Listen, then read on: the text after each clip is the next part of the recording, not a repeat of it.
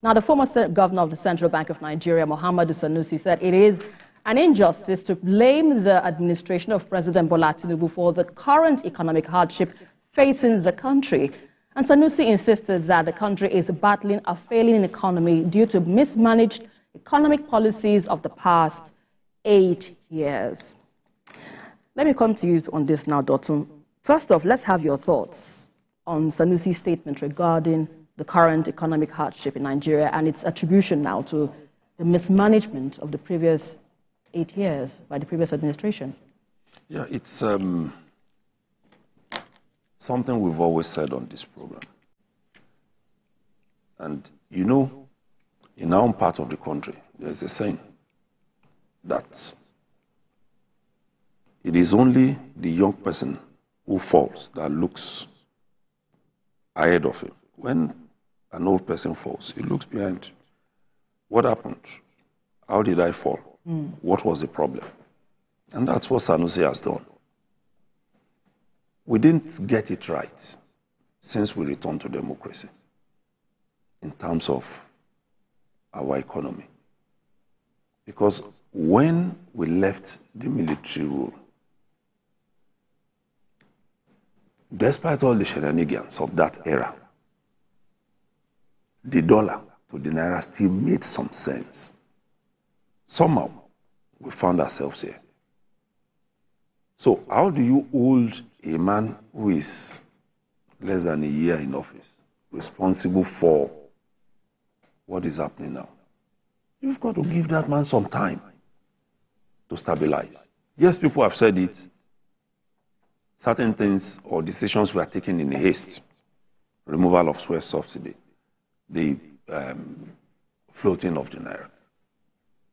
Yes, because the man saw something that these were basically the issues that went wrong in those years.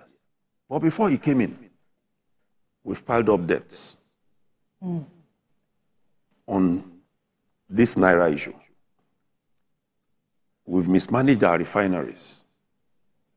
None has become fully functional till date out of the 4. Refineries are not things you can fix in one day. They take time. The debt we have on the naira is telling on our oil industry. We've had to go to the Africa Bank, Afrexim, to go and say, give us some money. We need to be able to stabilize the naira, which must be done. So it's a whole lot of issues that this government is contending with.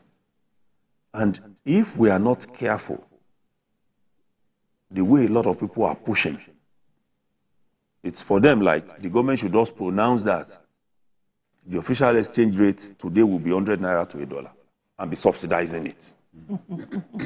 That's what people want. But we didn't get to where we are today in one day. It took us over 20 years to get to where we are. Where we made access to exchange rate, to dollar and all the rest with CBN a political affair, where people were doing round tripping and we were looking at them. A lot of things went wrong. So, will this government be able to block all those? We can see they are doing something. The CBN governor is giving us hope. The man in the EFCC is saying, yes, I'll work with you. The man in NNPC is saying, okay, I'll liaise with the CBN and we can block a lot of things. So, 3 men met, CBN, EFCC, NNPC. It's showing hope. In the past, it used to be for one president to just write a note to CBN and the money is out. To write to NNPC, say, go and do this with money with you. We didn't follow process. No protocol. We are just pulling in different directions.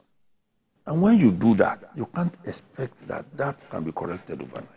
Okay, but the past administration of 8 years, that is what Sanusi hammed on. Yes, I've done. And it was still the same APC that managed the economy for the past 8 years. So should the party be taking off the blame? Because you can't take the party off the blame. Right. But don't forget, they are 2 different men.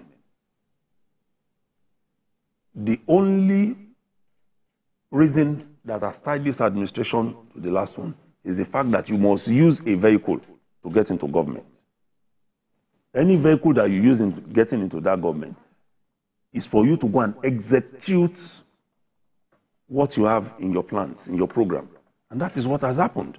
So if you take the party, you say party, who was chairman when the past administration was there? There were so many chairmen. Mm-hmm. So how do you now hold that party responsible? We have one man who has been speaking in APC, Saliu Lukman. When you listen to him, he said some things to the past administration. And if you read all of those things, you see that they are the fallouts of what we're having now. VK, what strategies now would you recommend if we're to move past where we are so we can, achieve sustainable development, sustainable growth, taking a cue from all these things that has been pointed out so far? We can't achieve growth without reform. And these reforms are meant to correct some of the ills of the past. Why were they simply printing money and called it ways and means? Just printing Naira notes, not backed by anything. Just printing Naira notes. And some of these Naira notes, some people still warehoused it and converted it to dollars at a time when it was like 400 Naira to a dollar. So that they can sell at 700. So much damage was done to this economy. And to imagine that a man, because you think he's a magician, will come and address all that within 8 months. I mean, we are kidding ourselves. The problem, Sanusi has been warning that anybody who tells you that it will be easy while campaigning, don't vote for him. That the next occupants of Aso Rock, that there will be serious problems. He said that there are still videos. Maybe on one of our programs we'll play some of those. He warned us that this was coming. When people say, oh, the subsidy should have been left to continue, we were already borrowing money to pay subsidy. Can you reconcile that? That means we'll be piling up more debt. Under the last administration, we were in a situation in which more than 95% of our revenue was being used to service debt. So the more you continue subsidy, the more you build on debt. How can a country grow like that? You can't even survive. We had become insolvent. In the past, some years back, 3-4 years, when I was saying Nigeria was broke, they abused me. They said he didn't know what he was saying, that Nigeria is not broke. We have so much money. There's a man who is even a columnist who abused me. Today, can he face me now and say that Nigeria is not broke? Because that Nigeria is not in trouble. So where do we go from here? Now, the truth is, there are reforms, but the president has to break eggs to make omelette. The people put us in this mess. Some of them are walking the streets. I'm not saying jail them, but take the money from them. You have to do that. Right. Take the money from them. Be the real, what's it called, that change movie,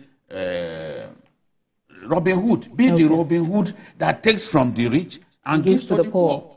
Right. Cardoso told us that about 1 billion, after he told the banks to bring the 5 billion in their hands, he said about 1 billion had been injected. Ordinarily, based on any economic principle that I know as a layman, he should be able to bring down the rate. How do you inject about $1 billion into the forex market and the rate has not changed? We need to find out who bought the 1 billion that Cardoso is talking about. He needs to address who are the people who bought the $1 billion. Are they the same people who usually will go and mop up dollars and sterilize it? When the economists talk about sterilization of currency, they just keep it. They are not using it for any economic. You have 10 seconds to wrap up your thoughts on this. You get the point that I'm making. Right. When they say they sterilize, that means they are keeping it simply somewhere. They are not using it. So we need to even know why we inject all of that money and the rate has not come down. What Nigerians want to see is for that rate to come down. Right. Whatever government needs to do to bring that rate down. I'm ashamed as a country that Naira is exchanging for 1,480, 1,004. No, it has to come down. Right, and that's where we have to wrap up this discussion. Quite a touchy one indeed. For my guests, Babajide Kolade Otitoju and Dotun Oladipo, we appreciate your insights on the program this evening. Well, that's about it, folks. Join us again tomorrow for another episode of the program. You can also watch a repeat of the broadcast tonight at 11. Join us again on Sunday from 1:30 to 3:30. And also, we are on YouTube at youtube.com/TVC News Nigeria. Many thanks for watching. I am Esther Makwariola. Bye for now and